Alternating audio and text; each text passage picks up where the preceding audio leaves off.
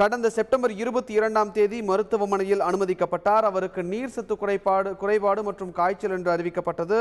இது குறித்து பல்வேறு அவரது உடல்நலம் குறித்து பல்வேறு வதந்திகள் வெளியாகினாலும் மருத்துவமனையிலிருந்து அறிக்கைகள் வெளியிடப்பட்டு வதந்திகளுக்கு முற்றுப்புள்ளி வைக்கப்பட்டது. இந்நிலையில் இன்று மாலை அவருக்கு உடல்நலக் குறைபாடு ஏற்பட்டதாக தகவல் வெளியானது. இது குறித்து மேலும் பல தகவல்களை வழங்குவதற்காக நம்முடன் தொலைபேசி இணைப்பில் இணைகிறார் நமது தலைமை செய்தி ஆசிரியர் திரு பாண்டே. இப்போ வந்திருக்கக்கூடிய தகவல் என்ன? அது குறித்து தகவல் சொல்லுங்க.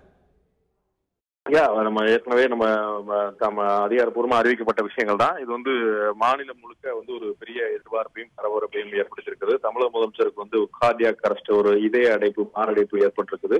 அவருக்கு 3 விதமான நிபுணர்கள் தீவிர சிகிச்சையும் தீவிர கண்காணிப்பும் வழங்கி கொண்டிருக்கிறார்கள் அப்படிங்கிறத அதிகாரப்பூர்வமா அப்போலோ மருத்துவமனை நிர்வாகம் வெளியிட்டிருக்கு. நம்ம ஏற்கனவே தந்தி தொலைக்காட்சி முதல்ல இந்த தகவல் வேற யாரும் சொல்றதுக்கு முன்னாடி கிட்டத்தட்ட 45 நிமிடங்களுக்கு முன்னதாக இந்த செய்தியை தந்தி தொலைக்காட்சி அதிகாரப்பூர்வமா வழங்கியது.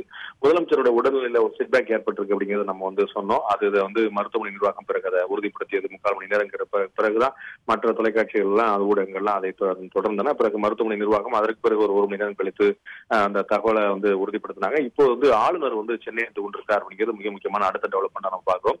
தமிழக ஆளுநராக கூடுதல் பொறுப்பு வைக்கக்கூடிய மகாராஷ்டிராவுடைய ஆளுநர் வித்யாசாகர் ராவ் தற்போது சென்னை வந்து கொண்டிருக்கிறார். அடுத்த ஒரு அரை மணி நேரத்துக்குள்ளாக 30 நிமிடங்களுக்குள்ளாக தமிழக ஆளுநர் வித்யாசாகர் ராவ் சென்னை வர இருக்கார். நேரடியாக ஒரு மருத்துவமனைக்கு வருவார் என்று தகவல் தெரிவிக்கின்றன. அவர் விமானத்தில் இருக்கிறனால அவருடைய பயண திட்டம் உறுதியாக அறுதிட்டு சொல்ல முடியல. நேரடியாக ஒரு மருத்துவமனைக்கு வருவார் என்று தகவல் தெரிவிக்கின்றன. அவர் ஆளுநர் மாளிகைக்கு சென்று விட்டு இங்கே வர்றாரா இல்லாட்டி நேரடியாக மருத்துவமனைக்கு சென்றாரா அப்படிங்கிறத பொறுத்து பார்க்க முடியாது. ஏற்கனவே 2 முறை அவர் வந்த போது 2 முறையுமே தமிழக முதலமைச்சரை பார்த்து விட்டு அவர் அப்போலோ மருத்துவமனையிலிருந்து ஆளுநர் மாளிகை செல்வதற்கு உள்ளாக 2 விரிவான அறிக்கைகள் 2 முறை அவர் சந்தித்த போது வந்தன.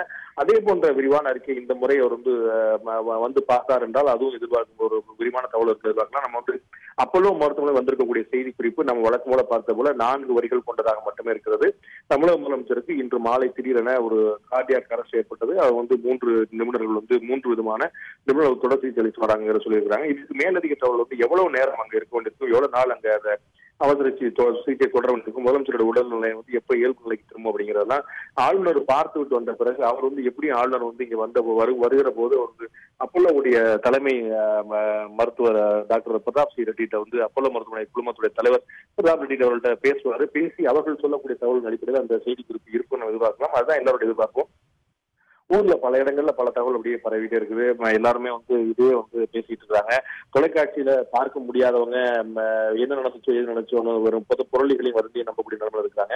தொலைக்காட்சியில பார்த்த போது அவருக்கு தமிழக முதலமைச்சருக்கு இதய அடைப்பு ஏற்பட்டிருக்கு அப்படிங்கிறதும் கார்டியாக் அரெஸ்ட் ஏற்பட்டிருக்கிறதும் ஒரு அவசர சிகிச்சையில் இருக்காங்க தெரியுது.